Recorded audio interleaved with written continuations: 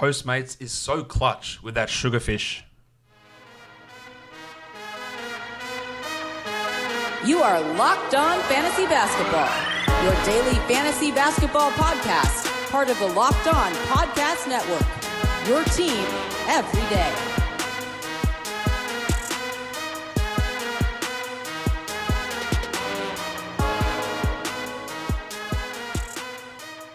Hello and welcome to the Locked On Fantasy Basketball podcast brought to you by Basketball Monster.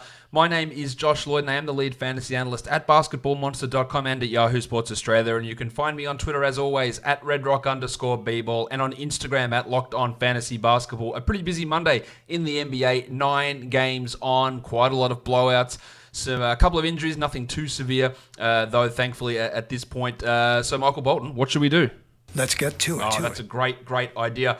Mr. Bolton, let's move into recapping the games. The first one of those games we take a look at is the Cleveland Cavaliers going down to the New York Knicks 123-105. This game was over pretty much in the first quarter. It felt like the Cavs were without Kevin Love, who had some back stiffness develop overnight, and Larry Nance, so their defense was always going to struggle, and struggle it did. Tristan Thompson couldn't hold the fort. He was terrible. 9 and 5 in 25 minutes. He is regressing back to the mean at the moment after a ridiculously hot start. He's not a drop, but I could actually see that happening in 6 weeks or so, 4 weeks, that he's just not a guy you want to keep holding. Him and the starters were disgusting in terms of the plus minus. Negative 29 for him, 32 for Osman, 29 for the Padawan Colin Sexton, 27 for Darius Garland. They just got absolutely blasted. Kevin Porter Jr., he made his first start replacing Kevin Love. Not bad. 18 points, 31 minutes, 3 triples, 4 rebounds. He is one of those guys, of course, that does struggle to do much else apart from score, like so many people on this team. And that's always going to limit his overall value. But yeah, this was a strong, efficient scoring night. The 3 of 8 from the line is not ideal, quite obviously. But it was okay. Nothing to really see outside of those deeper formats. While Jordy Clarkson did what he does, 13 points and 4 assists. That's good enough as a 14-team league guy, but that's probably about it when we're looking at him. While Sexton, again, I just have so many concerns with this guy. 14 points in 26 minutes, 3 rebounds, 1 assist, no defensive numbers. The efficiency was way off.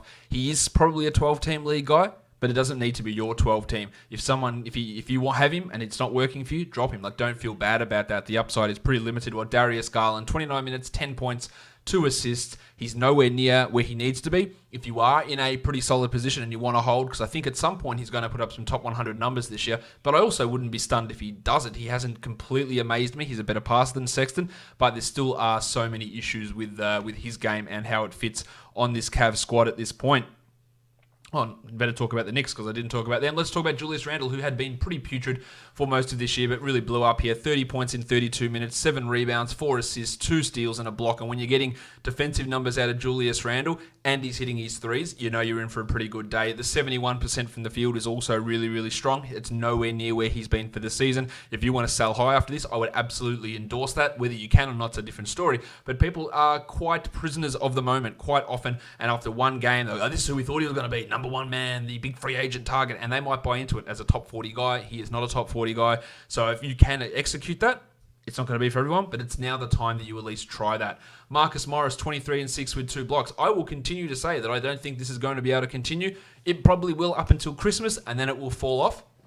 The high usage, 13 free throw attempts is out of control for Morris. He's playing too many minutes on a shitful team, and being a hub of an offense doesn't make any sense, but that's what Fizdale's doing. At some point, it is going to drop off, is my belief with Morris, and if you can get a top 50, top 60 guy back now, I think in the long run, it'll be a big win for you. Rowan Barrett had 15 points in his 24 minutes, but for a bloke that gets no defensive numbers, 2 steals, 2 blocks, and 80% from the line, I consider that a win, despite him playing only 24 minutes. Frankie Ntilikina, 6 assists and a steal in 29 minutes. He's obviously got that job at the moment over Dennis Smith. Alfred Payton returning is going to put another spanner into the mix there. Will they play Ntilikina at shooting guard some? Will they take Wayne Ellington or Damo Dotson out of the rotation?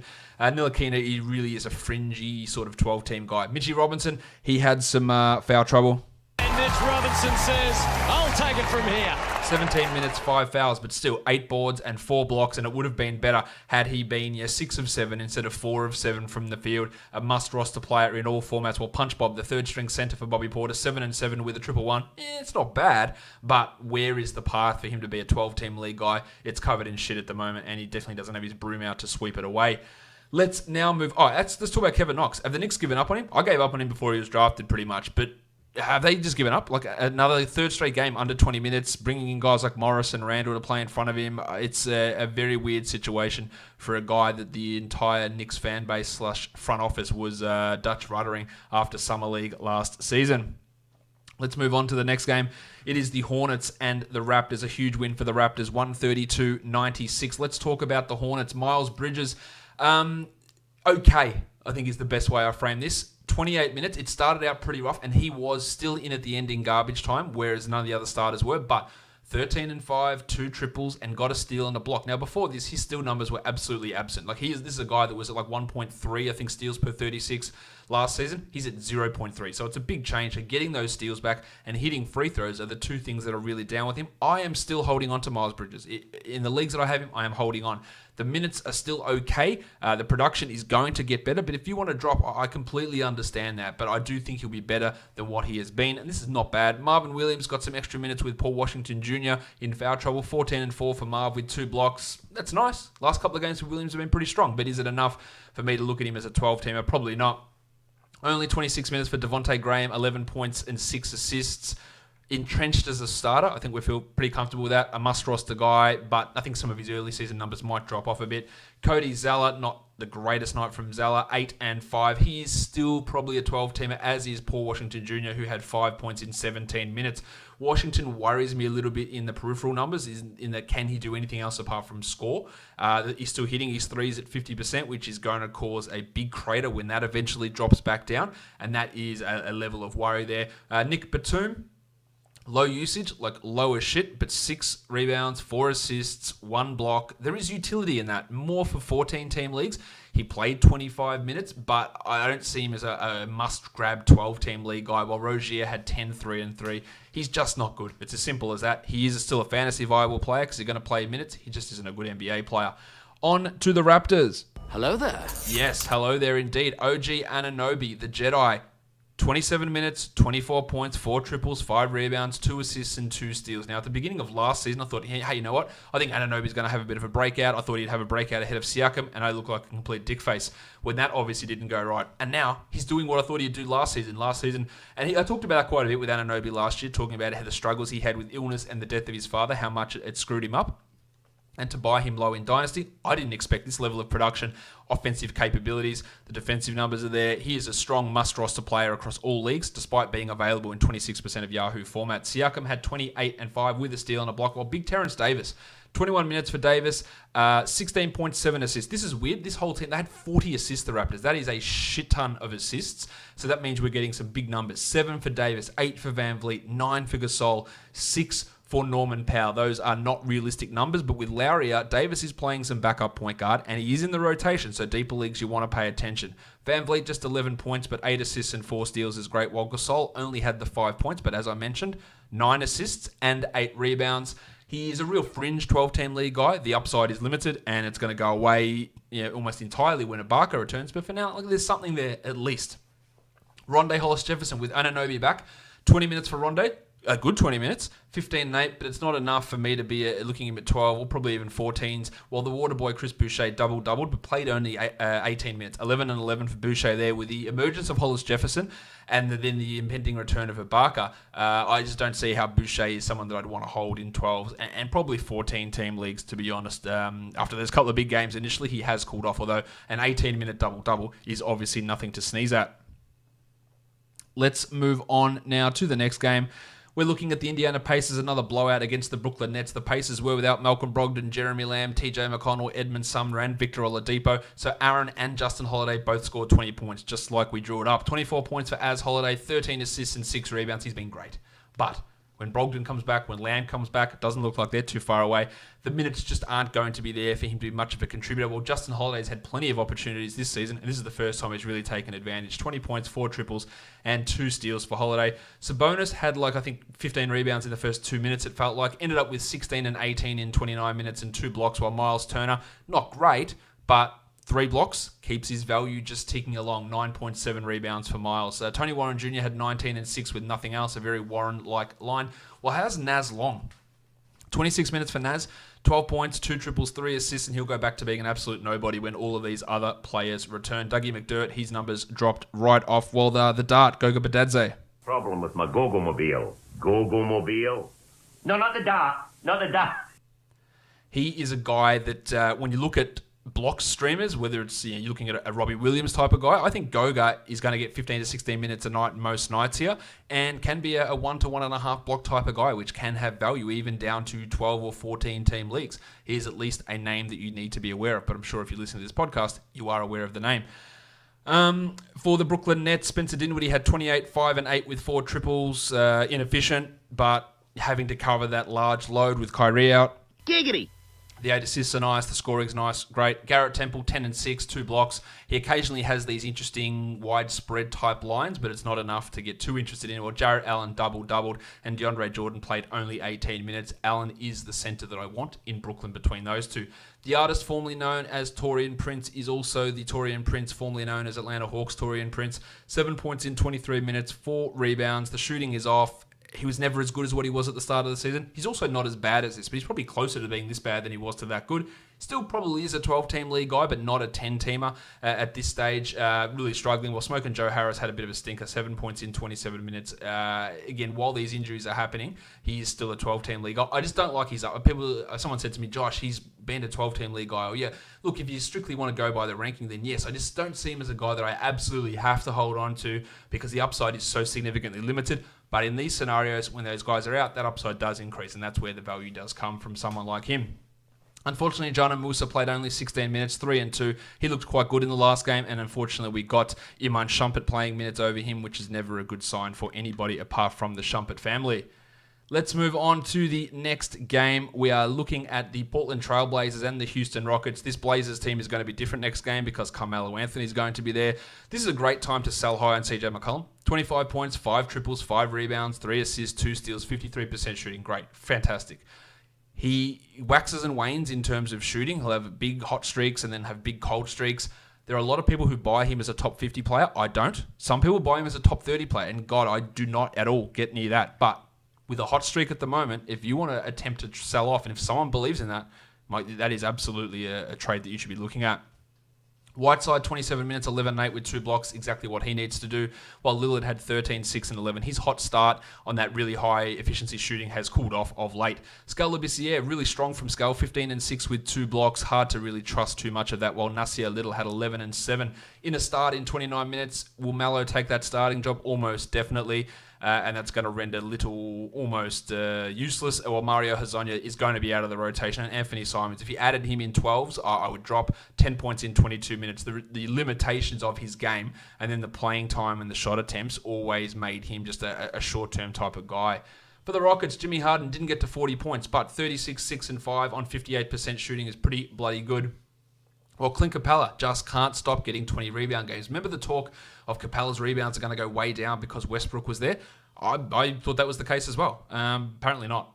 22 and 20, 4 blocks, back from concussion, looks great. Westbrook triple-doubled, 28, 13 and 10 with 2 steals. And Danny House, available in 57% of leagues. House, he's a must-roster player across all leagues. 11 points, 6 rebounds, 4 assists, 3 steals, 3 triples, while PJ Tucker also knocked in 3 threes. The Ben McLemore experiment's over. He had 20 points in back-to-back games, had 2 here. Austin Rivers had 5 points in 21 minutes as those guys moved back to the bench with House returning and Westbrook returning after he missed the last game due to rest. The next game up, the Chicago Bulls against the Milwaukee Bucks. The Bucks win 115-101. Brook Lopez now has 10 blocks in each, or with the last 2 games combined. Had a 19 and 10 double-double in 31 minutes. That's really, really good from him. I occasionally get the message, hey, Josh, should I add Brook Lopez? Why is he available? He shouldn't be available in any league.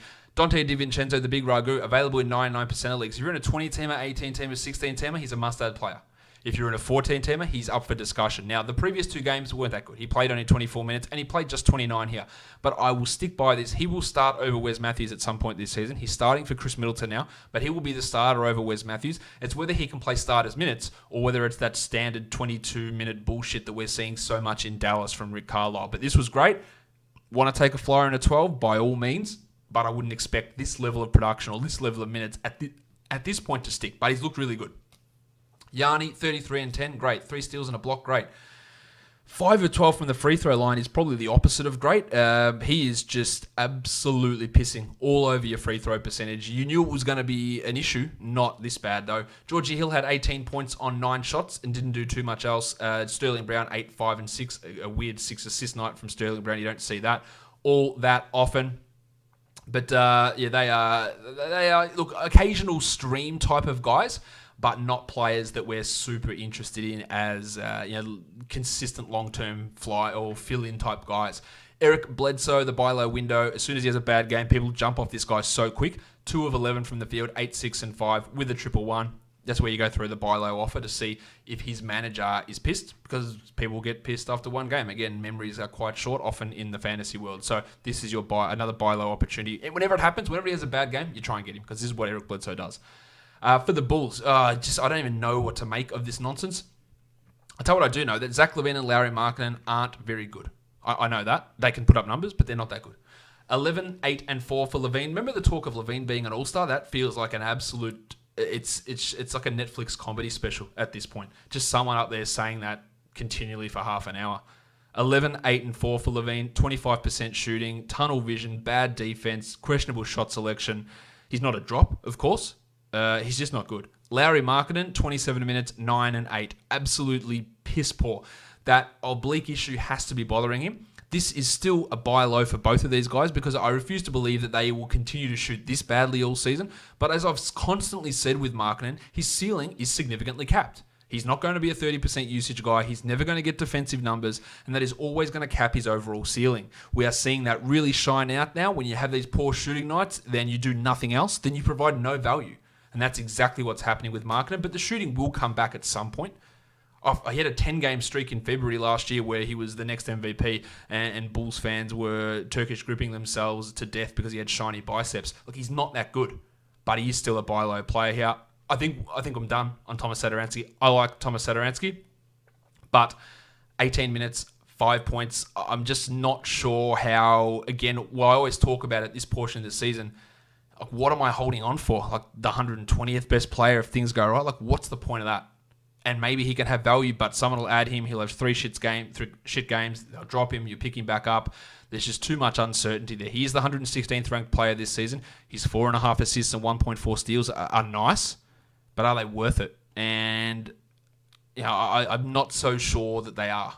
In fact, I'm pretty sure that they aren't. Chris Dunn, great from him. He looks great in the backup role.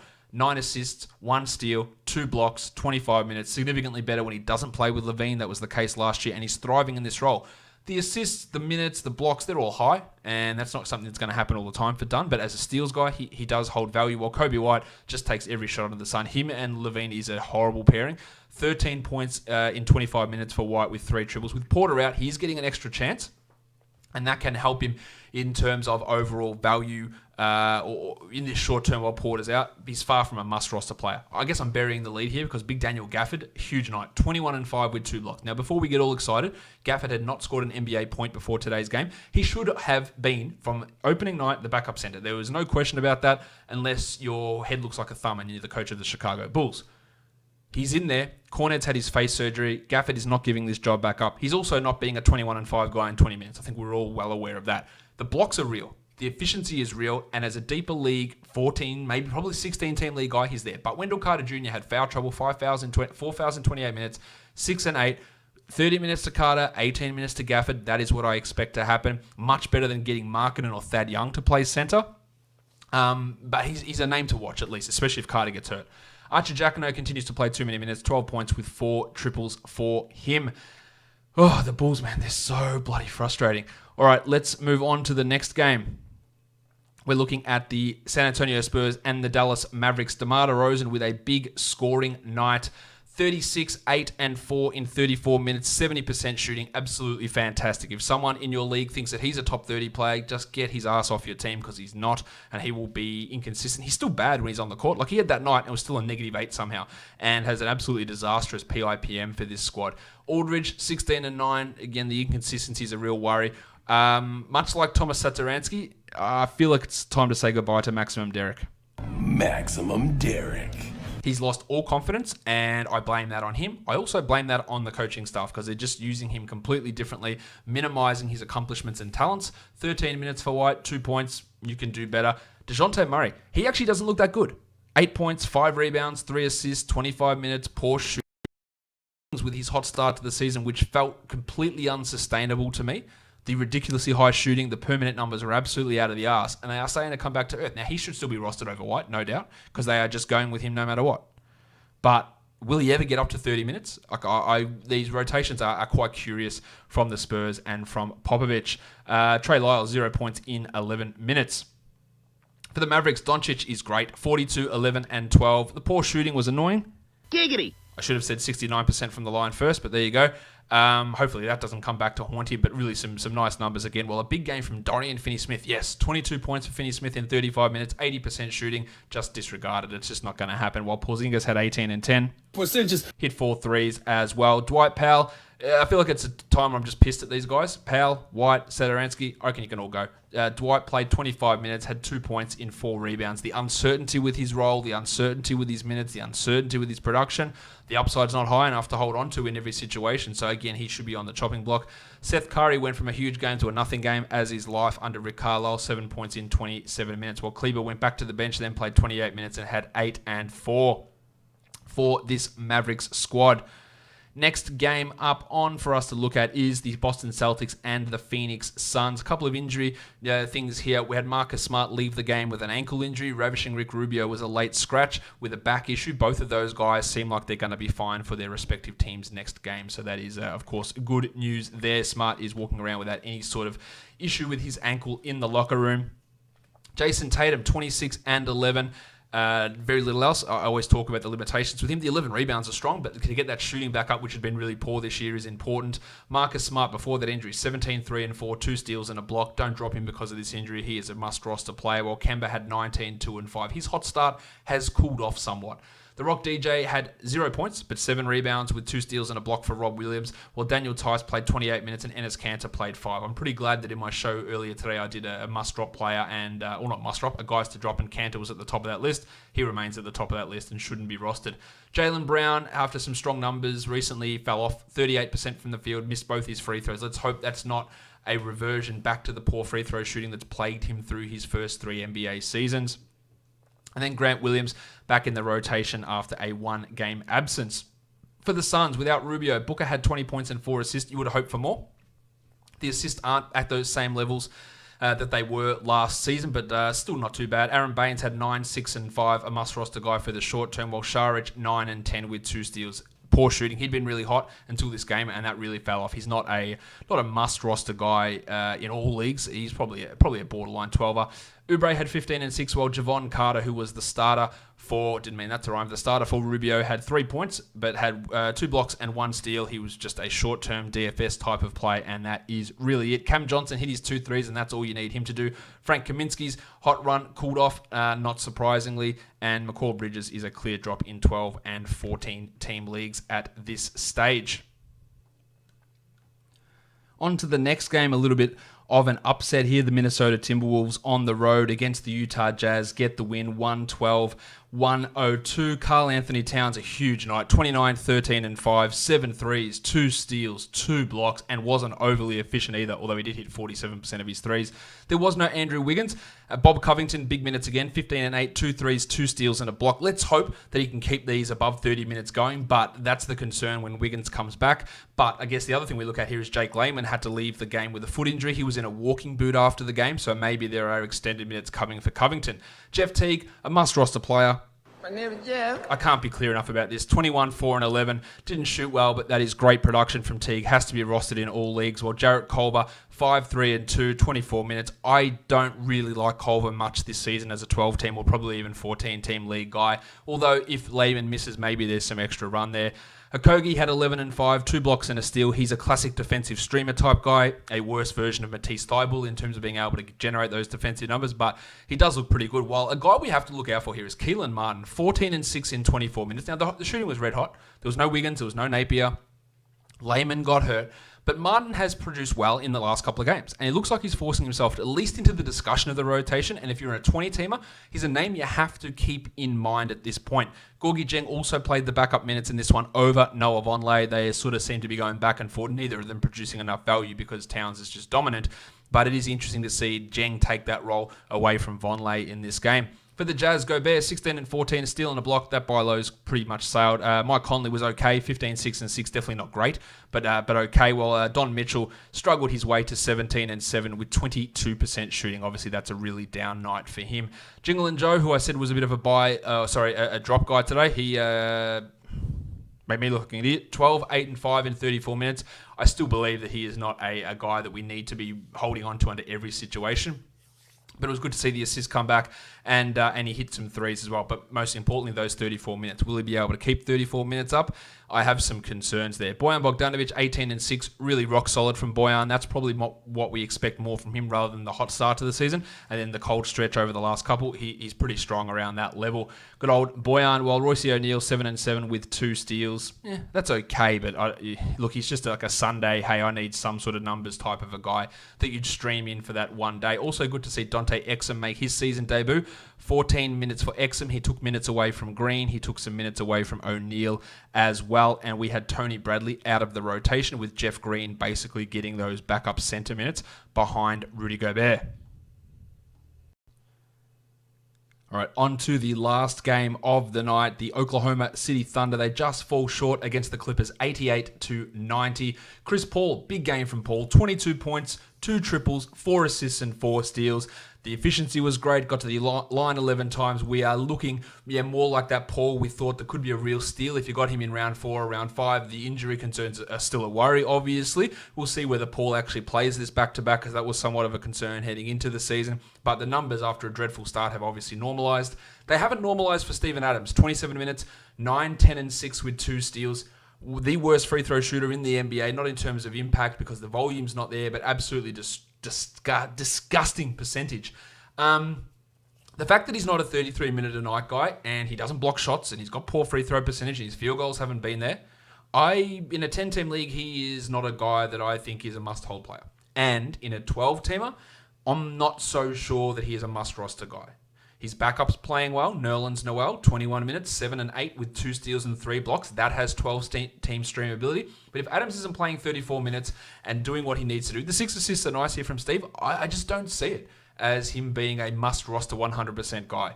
Big minutes again from Terry Ferguson with MC Hamadou Diallo out. Ferguson played 35 minutes, wasn't able to replicate what he did last time. Had 7 rebounds and 2 steals, so that's a win for him, but only 5 points. Not someone we need to care about too much. While the revenge game for the Rooster, the Italian cock Danilo Gallinari. Hands off my... 14 points, 5 rebounds, 2 threes, 23% shooting. He got to the line 6 times, hit all of them, so that's good. He's a bit of a buy low at the moment because his shooting is way off. And Shai Gilgeous-Alexander also #revenge game, 11 points, 1 rebound, 0 assists in his 31 minutes. He's in a bit of a depression at the moment, not his mental state, but his overall production, maybe somewhat of a buy low for Gilgeous-Alexander. And I feel like everybody listening to this podcast now, I think we can pretty comfortably put to bed the revenge game narrative. There's just been so many instances where it just doesn't happen because it is a load of shit, and I'm pretty sure that most people are well aware of that at this point. Dennis Schroeder, 12, 4 and 2 in his 29 minutes. He's okay if you've got him in a 12-team league, but if I look at your roster, he's almost definitely going to be the worst player there, which means in most cases he's imminently droppable, but not an auto drop, and it's not like a what are you doing, why is he on your roster type situation. For the Clippers, Paul George minutes limit, it increased a bit. He played 29, 18, 7 and 4. We talked about his insane usage where he's at like 46% through the first 2 games, and there was no way it was going to be able to stick. It didn't stick. It was at 33% in this one, and when Kawhi eventually returns, which looks like it could be next game, it will go down again. So, I think we look at George here, 18, 7, 4 is fine. It's fine, but those early numbers, they're just not going to stick at that level. The table, Montrezl Harrell was great, 28 and 12 with 5 assists on 65% shooting, while Patty Beverly returned 9 points, 4 rebounds, 3 triples, and 3 steals. Now, Beverly's not for everybody, but he can help in the rebounding from a point guard spot. He hits threes, he gets steals, and that might be what you need on your team, but don't expect big scoring. 11 points for Lou Williams with 9 assists. I do worry that his usage is going to take somewhat of a hit. He wasn't a high usage guy here, but how he fits with Kawhi and Paul George is going to be very interesting to see. Well, Ivica Zubac just really did what he needs to do. 12 and 10, 20 minutes. Look, that's the sort of production you're getting out of Steven Adams at this point. And would you want Zubats or Adams? Adams obviously has the clearer upside, but Zubats is providing that same level of value, meaning that if you did drop Adams, you could find someone like Zubats to stream in off the wire to fill that role. With Kawhi out, Terrence Mann remained in the starting lineup. He had 3 points on 0 of 5 shooting, and he's not likely to be much of a factor unless multiple injuries hit this team again. Let's move on to talk about some injury news. Now, there wasn't a huge amount to talk about. Of course, I'll talk about Kawhi Leonard. He wasn't resting here, obviously. He suffered a knee contusion against the Rockets. It looks like he'll be back for next game and was almost back for this one. So, while it is frustrating, of course, it looks like he will return. Ravishing Rick Rubio had a back issue and wasn't able to play. His status for Tuesday is still up in the air. Javon Carter started in his place. Jake Layman is considered day-to-day with that foot issue. He is in a walking boots that I would imagine he would miss most of this week, would be my guess, but that's up in the air. And Marcus Smart rolled his ankle. It doesn't look to be a serious injury. Minimal miss time, if any. Maybe he misses one game. If he misses time, you look for Brad Wanamaker to step up. I would also look to see some more minutes out of the power forwards. Jason Tatum shifts down to small forward, Jaylen Brown back to the 2, and maybe you get some more Grant Williams minutes there. And Shemi Ojeleye also stepped up today, but nobody who really stands out as any sort of fantasy ad in that scenario. Let's move across to a pretty low volume DFS day. We're going to be looking at FanDuel pricing for the 4 games on Tuesday, so let's get stuck into those. All right, let's look at this first game, the Golden State Warriors and the Memphis Grizzlies in Memphis. The Grizzlies are 6.5 point favorites, and the total is a nice Richie Benno. 2 for 222. 222 points here. Of course, D'Angelo Russell and Steph Curry are out for Golden State at point guard. It is the lubricant Kai Bowman, 4,700. Now, he did come off the bench last game with Draymond starting at point guard, but Bowman still had 30 points in 28 minutes. And at a $4,700 price tag, it is really hard to ignore that. He still played 28 minutes coming off the bench. He should be in line for a similar sort of role. So I do really like him there. Tyus Jones at 42, no thank you. While Ja Morant, 8,400. It's too high. Morant might get there, best case scenario, and if he's going to do it, it's probably against a Warriors team whose defense struggles. But maybe, best case, he breaks even in value, and to me, that's not one that I'm super interested in. At shooting guard, Jordan Poole, one of the worst players in the NBA, he's at 3,800, so that's a no. Dylan Brooksy Brooks, 5,300, absolutely shit the bed last game with just 6 FanDuel points. They're going by his history. He's likely to turn that around and put up a 30 or 45 pointer. So he is an interesting GPP guy here. Again, the matchup does suit him. Marko Guduric and Kyle Anderson, they're not really going to work for me. At small forward, Alec Burks, disappointing last game, and the salary at 5,600 is disconcerting. It's an $1,100 price rise from where he was last time out. But I do think he's at least worth a GPP look here, while the little dog Glenn Robinson's the other side. Very little limited upside for Robbo, but an interesting cash floor value as the starting small forward on this squad. Jay Crowder at 5,000. I'd rather spend the 49 on Robinson at this point. For the power forwards, Draymond's at 7,100. Wasn't great last game, really has struggled, but I think at some point we're going to get a 45-pointer out of Draymond. Maybe it's this one. The shot just didn't fall last game. He should have some more assist opportunities, although his teammates are pretty trash. But he is in play here, as is the triangle Eric Pascal at 5,900. Usage is going to go through him a lot. He's going to start. He's going to play 30 plus 34 minutes. So he is really, really strong at 5,900 where he sits. Brandon Clark's at 55. You give me the 59 for Pascal over him pretty clearly. Marquez Chris and Omari Spellman, the Wizard. Chris had 24 points last game with Draymond playing point guard. Really enabling more minutes for Chris to come in, maybe for a tournament, but yeah, I'm not super interested. Willie Cauley-Stein's at 61. I think he's all right around there. Pretty solid floor, limited upside, but the floor value is okay, while Valanciunas at 78, too expensive. I did miss someone, and that was Triple J, Jaren Jackson Jr. He's at 7,200 now.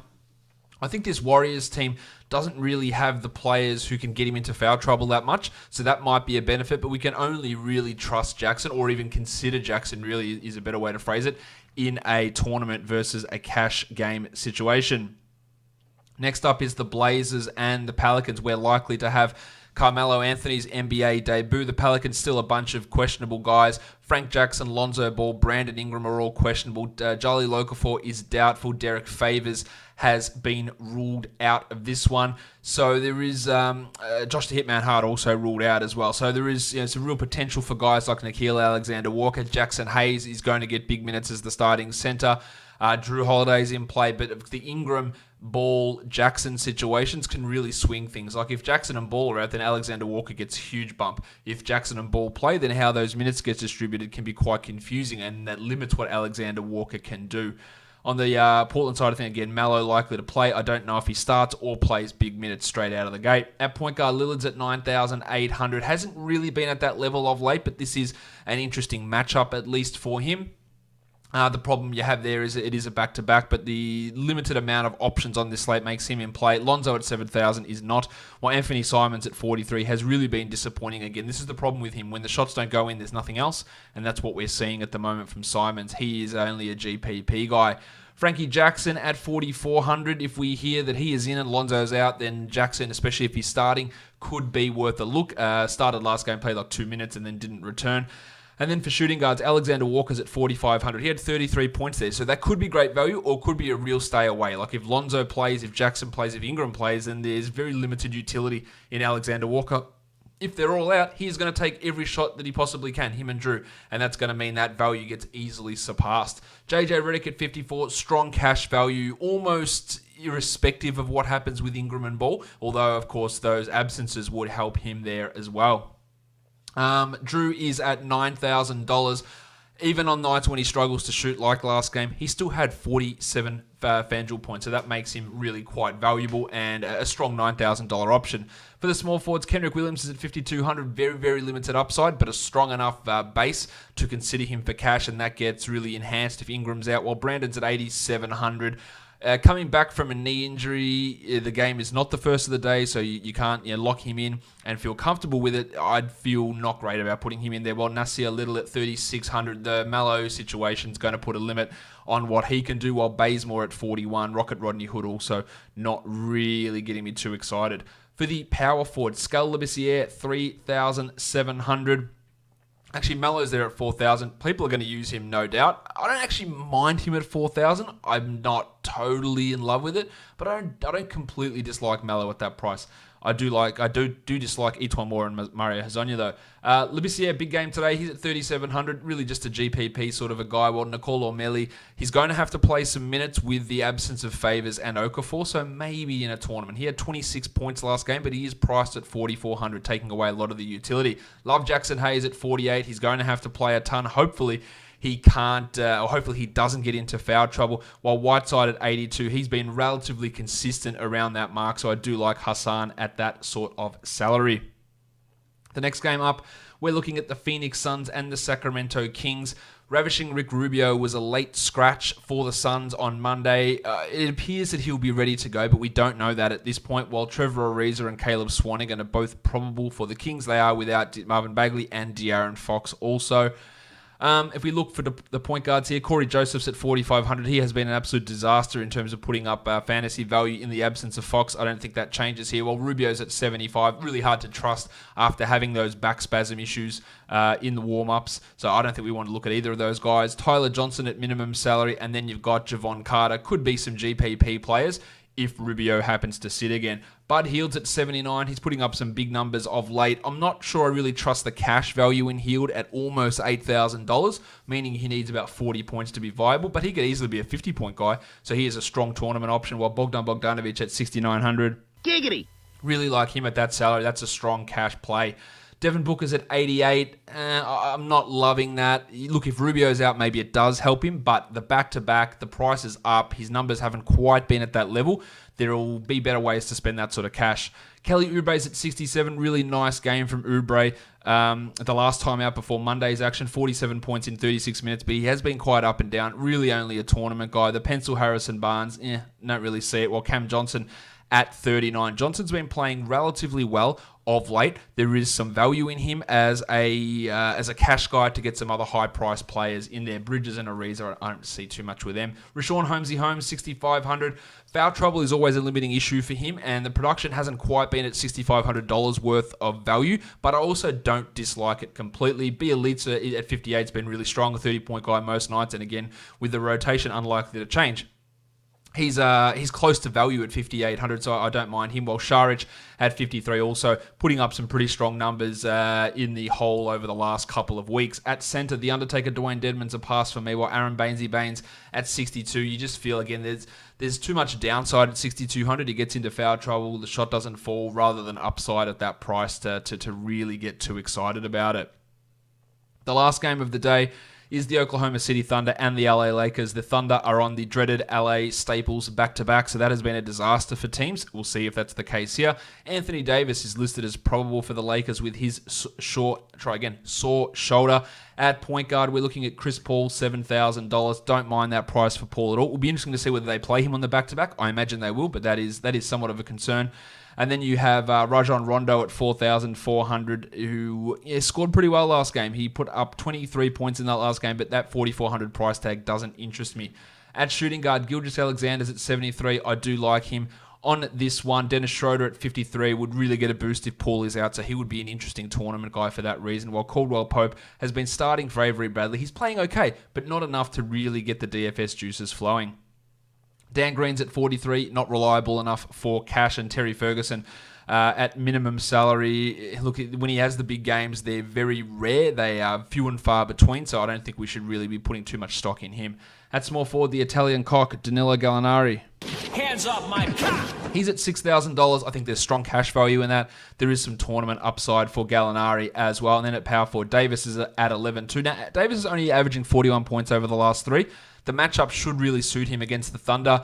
It's a little bit risky given his recent level of form and the shoulder issue, which is possibly bothering him. So I'm not totally in on him, but I think there is something to see there with him, of course. While the future MVP, Kyle Kuzma at 5,400. Now, while I shit on Kuzma's standard league value at 5,400 in DFS, I think you can get to that number as a cash player, and that's all you need. At center, Dwight Howard, JaVale McGee, pretty hard to trust, as is Steve Adams at 57. Although Adams's salary has come down far enough where he's getting close to that 20, 26, 27, 28 mark on majority of nights, which is enough at that sort of salary. He's not a $7,000 guy, but at 5,700, there's probably enough there to at least consider Adams at that deflated price tag. If we flip it over to DraftKings now, really like Jackson Hayes over there at 4,900. Alec Burks at 5,000. Cauley Stein, Whiteside. Baines, much more appealing at 4,900. Jaren Jackson at 56 is strong. Morant, a much different story on DraftKings at 67. Davis, Holmes, Gilgeous Alexander, Bud Hield, the same story with Schroeder, Dennis Lilly,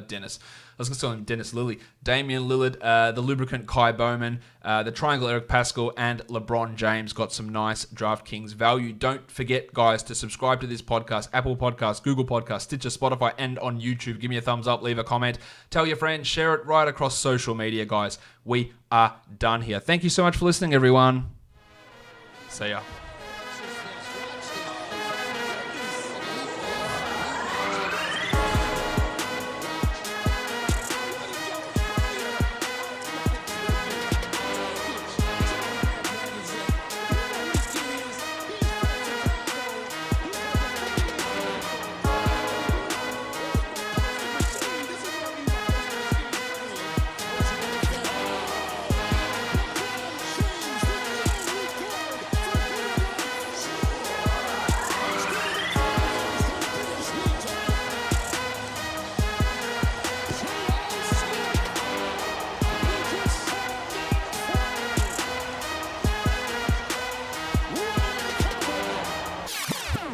Larry Nance Jr.